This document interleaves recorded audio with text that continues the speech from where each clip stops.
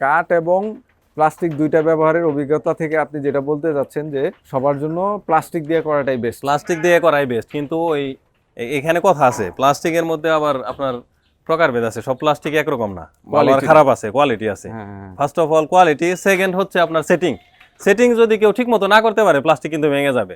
কিভাবে বসাইতে হবে যদি একটু আমাদের দেখাই দিতেন বা বলতেন, তাহলে এই যে একটা মাচা, দুইটা মাচার যে জয়েন্টটা, জোড়াটা, এই যে বোঝাই যাচ্ছে। হ্যাঁ, হ্যাঁ, এই দুইটা মাচার জোড়ার একদম মাঝখানে দিতে হবে, একটু এদিক সেদিক যাইতে পারবে না। এই মাঝখান দিয়ে হচ্ছে অ্যাঙ্গেলটা থাকবে, অ্যাঙ্গেলটা নিচে। থাকবে, এটা হলে এবার যে অ্যাঙ্গেলটা মাঝখান দিয়ে থাকবে, এবং শুধু মাঝখানে দিলে হবে না, এটার যে আবার আরেকটা জয়েন আছে, এটা তো হচ্ছে আপনার হচ্ছে 20/40।